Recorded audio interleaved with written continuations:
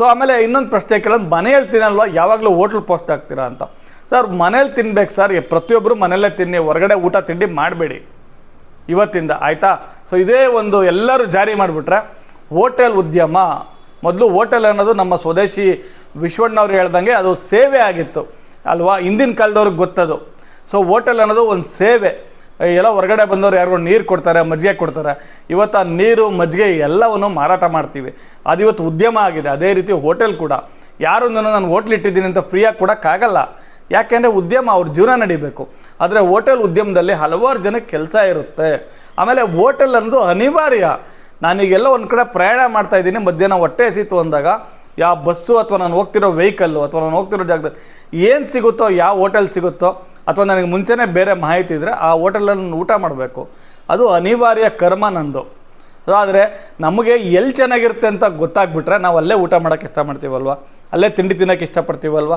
ಒಂದು ಕಾಲದಲ್ಲಿ ಮಸಾಲೆ ದೋಸೆಗೆ ತುಮಕೂರಿಂದ ಬೆಂಗಳೂರಿಗೆ ಹೋಗೋರು, ನನ್ನ ಸ್ವಂತ ಊರು ಗುಬ್ಬಿಯಿಂದ ತುಮಕೂರಿಗೆ ಬರೋರು. ತುಮಕೂರು ನಂಜುಂಡೇಶ್ವರ ಹೋಟೆಲ್ ಮಸಾಲೆ ದೋಸೆ ಅಂದರೆ Gayatri theatre, Krishna theatre, Maruti theatre, Prashant ಥಿಯೇಟ್ರಲ್ಲೋ ಒಂದು ಸಿನಿಮಾ ನೋಡಿ ನಂಜುಂಡೇಶ್ವರ ಹೋಟೆಲ್ ಮಸಾಲೆ ದೋಸೆ ತಿಂದು ವಾಪಸ್ ಬರೋ ಕುಟುಂಬಗಳನ್ನ ನಾನು ನೋಡಿದ್ದೀನಿ. ತಿಂಗಳಿಗೊಂದು ಸತಿ ಸಂಬಳ ಆದಾಗ ಮಸಾಲೆ ದೋಸೆ ತಿನ್ನೋ ಫ್ಯಾಮಿಲಿಗಳನ್ನ ನೋಡಿದ್ದೀವಿ. ಇವತ್ತು ಬೇರೆ ರೀತಿ ಇದೆ, ಅದನ್ನು ಮತ್ತೆ ಮಾತಾಡೋಣ. ಸೊ ಅದು ಅನಿವಾರ್ಯ. ಆಮೇಲೆ ಎಲ್ಲೋ ಕೆಲಸ ಮಾಡ್ತಾಯಿರ್ತಾರೆ. ಇಲ್ಲೊಂದು ಮುತ್ತು ಹೋಟೆಲ್ ಅಂತ ಇದೆ ದಾವಣಗೆರೆನಲ್ಲಿ, ಇತ್ತೀಚೆಗೆ ಒಂದು ಪೋಸ್ಟ್ ಹಾಕಿದ್ದು, ಮಧ್ಯಾಹ್ನ ಊಟ ಮಾಡಿದ್ದು ಕೂಡ ಅಲ್ಲಿ. ಸೊ ಅಲ್ಲಿ ಆ ದಾವಣಗೆರೆ ಮುತ್ತು ಹೋಟೆಲ್ RTO ಆಫೀಸ್ ಹತ್ರ ಇರೋದು. ಮಧ್ಯಾಹ್ನ ಎಲ್ಲ ಕೆಲಸ ಕಾರ್ಮಿಕರು ಏನು ಕೆಲಸ ಸುತ್ತಮುತ್ತ ಮಾಡೋರು, ಬಣ್ಣ ಹೊಡೆಯೋರು, ಗಾರೆ ಕೆಲಸ ಮಾಡೋರು, ಆಟೋ ಓಡಿಸೋರು, ಅವರಿಗೆಲ್ಲ 60 ರೂಪಾಯಿಗೆ ಎಷ್ಟು ಚೆನ್ನಾಗಿರೋ ಚಪಾತಿ ಊಟ ಕೊಡ್ತಾ ಇದ್ದಾರೆ. ಆ ಹೋಟೆಲ್ ಇಲ್ಲ ಅಂದರೆ ಅಲ್ಲಿ ಕೆಲಸ ಮಾಡ್ತಿರ್ತಾರೆ ಆ ಬಿಸಿಲಲ್ಲಿ, ಮಧ್ಯಾಹ್ನ ಊಟಕ್ಕೆ ಎಲ್ಲಿ ಹೋಗ್ಬೇಕು ಅವರು ಅಲ್ವಾ? ಛತ್ರಗಳಿದೆಯಾ ಈ ಕಾಲದಲ್ಲಿ? ಅಥವಾ ಫ್ರೀಯಾಗಿ ಯಾರಾದರೂ ಊಟ ಹಾಕ್ತಾರಾ? ಹಾಕಲ್ಲ. ಅವ್ರಿಗೆ ಕೈಯಲ್ಲಿ ಎಷ್ಟು, ನಾನಲ್ಲಿ ಹೋಗಿ ಊಟ ಮಾಡ್ತೀನಿ, ಮನೇಲಿ ತಿನ್ನಲ್ವಾ? ಖಂಡಿತ ನಾನು 70% ಭಾಗ ಮನೇಲೇ ತಿನ್ನೋದು ಒಂದು ತಿಂಗಳಲ್ಲಿ, 15-20%. ಈಗ ಅನಿವಾರ್ಯವಾಗಿ ನಾನು ಪ್ರತಿ ವಾರ ನನ್ನ ಕೆಲಸಗಳ ನಿಮಿತ್ತ ನಾನು ತುಮಕೂರಿಂದ ದಾವಣಗೆರೆ ತುಮಕೂರು ಓಡಾಡ್ತಿರ್ತೀನಿ. ಸೊ ಹಾಗಾಗಿ ಹೊರಗಡೆ ತಿಂತಾಯಿದ್ದೀನಿ. ಬಟ್ ಕೆಲವು ಕಡೆ ಚೆನ್ನಾಗಿದೆ ಅಂದರೆ ನನ್ನ ಅಭಿರುಚಿಯ ಒಂದು ಆಸೆ, ಮತ್ತು ಇದೇ ರೀತಿ ನನ್ನ ಸ್ನೇಹಿತರಿಗೆ ಆ ಅಭಿರುಚಿನ ತಲುಪಿಸ್ಬೇಕು ಅನ್ನುವ ಒಂದು ತವಕದಲ್ಲಿ ಆ ಹೋಟೆಲ್ಗಳಿಗೆ ಹೋಗ್ತೀನಿ. ಇಲ್ಲಿ ರಾಘವೇಂದ್ರ ಶಾವಿಗೆ ಒಂದಿನ ಹೋಗಿದ್ದೆ, ಶಾವಿಗೆ ನನಗೆ ಇಷ್ಟ ಆಯಿತು. ಈಗ ಮತ್ತೊಂದು ದಿನ ಹೋಗಬೇಕು ಅಂದ್ಕೊಂಡಿದ್ದೀನಿ, ಅದೊಂದು ರೀಲ್ಸ್ ಮಾಡು, ಸುಮಾರು ಜನ ಮಾಡಿ ಹಾಕ್ಬಿಟ್ಟಿದ್ದಾರೆ, ಅದರಲ್ಲೇನು ವಿಶೇಷತೆ ಇರೋಲ್ಲ. ಅದೇ ರೀತಿಯ ಇನ್ನೊಂದು ಯಾವುದಾದ್ರು ಅಪರೂಪದ ಹೋಟ್ಲಿದೆಯಾ ಅನ್ನೋದನ್ನು ನಾನು ಹುಡುಕ್ತಾ ಇರ್ತೀನಿ. ಅದನ್ನು ಜನಕ್ಕೆ ತಲುಪಿಸ್ಬೇಕು. ಮನೇಲೇ ಊಟ ತಿಂಡಿ ಮಾಡೋದು ಎಲ್ಲರೂ, ಆದರೆ ಅನಿವಾರ್ಯವಾಗಿ ಹೋಟೆಲ್ಗೆ ಹೋಗಬೇಕಾಗತ್ತೆ. ಹೋಟೆಲ್ಗೆ ಹೋಗಲ್ಲ ಅನ್ನೋರಿದ್ದರೆ ಖಂಡಿತ ತುಂಬ ಧನ್ಯವಾದಗಳು. ಮತ್ತು ಆರೋಗ್ಯದ ಸಮಸ್ಯೆ ಆಗಲ್ವ? ಆರೋಗ್ಯದ ಸಮಸ್ಯೆ ಹೋಟೆಲ್ ಊಟ ತಿಂಡಿಯಿಂದ ಒಂದೇ ಆಗಬೇಕು ಅಂತಿಲ್ಲ, ಬೇರೆ ಬೇರೆ ಕಾರಣಗಳಿಂದನೂ ಆರೋಗ್ಯದ ಸಮಸ್ಯೆ ಆಗುತ್ತೆ. ಆದರೆ ಗ್ಯಾಸ್ಟ್ರಿಕ್ ಆಗದಂಗೆ ನೋಡ್ಕೋಬೇಕಂತಂದರೆ ಸರಿಯಾದ ಸಮಯಕ್ಕೆ ಊಟ ತಿಂಡಿ ಮಾಡಬೇಕು, ನೀರು ಕುಡಿಬೇಕು ಅಷ್ಟೇ. ಅದನ್ನ ಬಿಟ್ಟು ಬೇರೆ ಏನೂ ಮಾಡೋಕ್ಕಾಗಲ್ಲ. ಸೊ ಇದು ಆಮೇಲೆ ಬರೀ ಹೋಟ್ಲು ಪೋಸ್ಟ್ಗಳು ಬರ್ತಾಯಿದೆ ನೀವು ಅಂತ ಅಂದ್ಬಿಟ್ಟು ಕಾಮೆಂಟ್ ಮಾಡಿ, ಏನು ಬರೀ ಹೋಟೆಲ್ಲಾ, ಬೇರೆ ಏನಕ್ಕೆ ಇದೇ ಇಲ್ವಾ? ನಾನು ಪುಸ್ತಕಗಳ ಬಗ್ಗೆ, ಕ್ರಿಕೆಟ್ ಬಗ್ಗೆ, ಸಿನಿಮಾಗಳ ಬಗ್ಗೆ, ಜಾಬ್ ಅಂದರೆ ಈಗ ಹಾಕಿದೆ ವಸಂತ ನರಸಾಪುರ ಕೈಗಾರಿಕಾ ಪ್ರದೇಶದಲ್ಲಿ ಸಾಕಷ್ಟು ಜಾಬ್ಗಳಿದೆ, ಎಲ್ಲ ಮಾರ್ಕ್ಸ್ ಕಾರ್ಡ್ ತೊಗೊಂಡೋಗಿದ್ದಾರೆ. ಪ್ರಾಕ್ಟಿಕಲ್ ಎಕ್ಸಾಮ್ ನೀವು ನಂಬ್ತಿರೋ ಇಲ್ವೋ, ಒಬ್ಬ ಹುಡುಗಂಗೆ ಈ ಒಂದು ಬಾಕ್ಸಲ್ಲಿರೋ ಐಟಮ್ನ ಎಣಿಸಿದ್ರ ಮೇಲೆ 150 ಪ್ಯಾಕೆಟ್ಸ್ ಅಂತ ಬರೀ ಅಂತ ಹೇಳಿದ್ದಾರೆ. ಅವನಿಗೆ 150 ಪ್ಯಾಕೆಟ್ಸ್ ಅಂತ ಬರೆಯೋಕ್ಕೆ ಬಂದಿಲ್ಲ. ಇಂಟರ್ವ್ಯೂಗೆ ಹೋಗಿರೋ 51 ಜನದಲ್ಲಿ 19 ಜನ ಅಷ್ಟೇ ಸೆಲೆಕ್ಟ್ ಆಗಿದ್ದಾರೆ. ಅವರಿಗೆ ಇನ್ನೂ ಒಂದಷ್ಟು ಮ್ಯಾನ್ ಪವರ್ ಬೇಕಿದೆ, ಸಿಕ್ಕಿಲ್ಲ. ನನ್ನ ಫ್ರೆಂಡ್ ಹೇಳ್ತಾ ಇದ್ದಾರೆ, ಏನು ಸರ್ ಹಿಂಗಾಯಿತು ಎಜುಕೇಷನ್ ಸಿಸ್ಟಮ್ ಅಂತ. ಅದು ಬರ್ತಿಲ್ಲ ನಿಮಗೆ ಅಂದರೆ ಅದು ನನ್ನ ತಪ್ಪಲ್ಲ, ಫೇಸ್ಬುಕ್ ಆಲ್ಗರಿದಮ್ ತಪ್ಪು. ಅಥವಾ ನೀವು ನನ್ನ ಫೇಸ್ಬುಕ್ ಪೇಜಿಗೆ ಹೊಸ ಒಂದು ವ್ಯೂವರ್ ಆಗಿರ್ಬೋದು, ನಿಮ್ಗೆ ಇಷ್ಟ ಇದೆ ನಾನೇ ಕೂಡ ಕೆಲವು ಜೊತೆ ಅವ್ರಿಗೆ ಅರ್ಥ ಮಾಡ್ಸೋಕ್ಕೆ ಟ್ರೈ ಮಾಡ್ತೀನಿ. ನಮಗೆ ತಾಳ್ಮೆ ಅನ್ನೋದು ಎಷ್ಟು ಮಾಡಿದ್ರೂ ಕೂಡ ಜನಕ್ಕೆ ಅರ್ಥ ಆಗಲ್ಲ. ಸೊ ಅವಾಗ ನಾನು ಸರಿಯಾಗಿ, ಯಾರೋ ಒಬ್ಬರು ಕಮೆಂಟ್ ಮಾಡಿದ್ದಾರೆ, ನಾನು ಚಿತ್ರದುರ್ಗದಿಂದ ತುಮಕೂರಿಗೆ ಆರಾಮದಾಯಕವಾಗಿ ಊಟದ ಬ್ರೇಕ್ ಇಲ್ಲದೆ ಪ್ರಯಾಣ ಮಾಡಿದೆ ಅಂತ. 11:30 ತಿಂಡಿ ತಿಂದು ಆಗ್ತಾನೆ ಡ್ರೈವರು ಕಂಡಕ್ಟ್ರು ಬಿಟ್ಟಿದ್ದಾರೆ.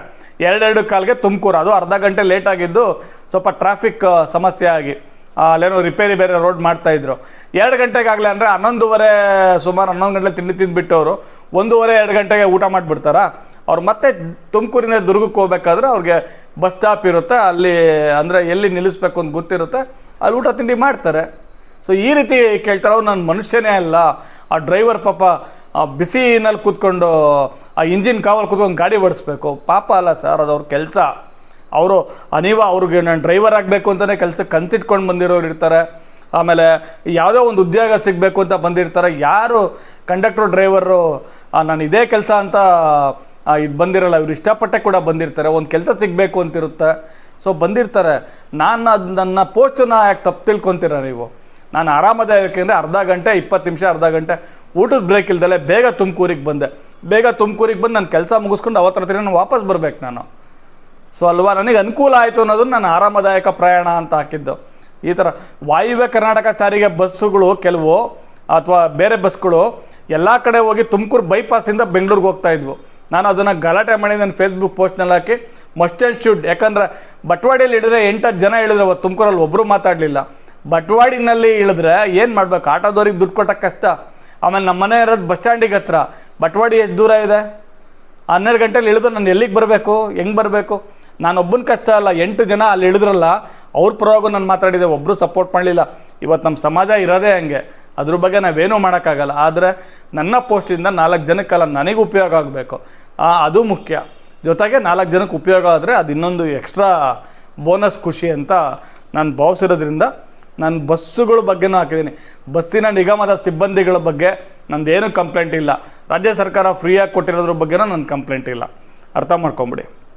ಇದು ಯಾಕೆ ನಿಮಗೆ ಬರುತ್ತೆ ಅಂದರೆ ಅದು ಫೇಸ್ಬುಕ್ ಆಲ್ಗರಿದಮ್ಮು. ಜನ ಏನು ಇಷ್ಟಪಡ್ತಾರೋ ಊಟ ತಿಂಡಿ ಹೊರಗಡೆ ತಿನ್ನೋದು ಜನರಿಗೆ ಒಂದು ಅನಿವಾರ್ಯ ಮತ್ತು ಅಭಿರುಚಿಯ ಭಾಗವಾಗಿರುತ್ತೆ ಫೇಸ್ಬುಕ್ನ. ಆಮೇಲೆ ಊಟ ತಿಂಡಿ ಪ್ರತಿನಿತ್ಯ ಮಾಡಬೇಕು, ಪ್ರತಿನಿತ್ಯ ಪ್ರಯಾಣ ಮಾಡಬೇಕಂತಿಲ್ಲ, ಪ್ರತಿನಿತ್ಯ ಪುಸ್ತಕ ಓದಬೇಕು ಅಂತಿಲ್ಲ, ಪ್ರತಿನಿತ್ಯ ಸಿನಿಮಾ ನೋಡಬೇಕು ಅಂತಿಲ್ಲ, ಪ್ರತಿನಿತ್ಯ ಕ್ರಿಕೆಟ್ ನೋಡಬೇಕು ಅಂತಿಲ್ಲ. ಆದರೆ ತಿಂಡಿ ಊಟ 3 ಹೊತ್ತು ಅಥವಾ 2 ಹೊತ್ತು ಅಥವಾ ನೀವು 4 ಹೊತ್ತು ತಿಂದರೆ ಅನಿವಾರ್ಯ ಆಗಿದೆ ಇವತ್ತು. ಸೊ ಹಾಗಾಗಿ ಹೋಟೆಲ್ ಪೋಸ್ಟ್ಗಳು ಜಾಸ್ತಿ ಇರ್ತವೆ, ಜನಗಳಿಗೂ ಜಾಸ್ತಿ ಫೇಸ್ಬುಕ್ನವರು ರೀಚ್ ಮಾಡ್ತಾರೆ.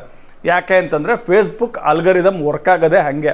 ಜನರು ಏನನ್ನು ಇಷ್ಟಪಡ್ತಾರೋ, ಅಂದರೆ ನನ್ನ ಒಂದು ಫೇಸ್ಬುಕ್ ಹೋಟೆಲಿನ ಪೋಸ್ಟ್ ನಿಮಗೆ ಬಂದಿತ್ತು ಅಂದರೆ ನೀವು ಕೂಡ ಹೋಟೆಲಿನ ತಿಂಡಿ ಊಟವನ್ನು ಇಷ್ಟಪಡ್ತಿದ್ದೀರಾ ಅಂತಲೇ ಅರ್ಥ. ಓಕೆ.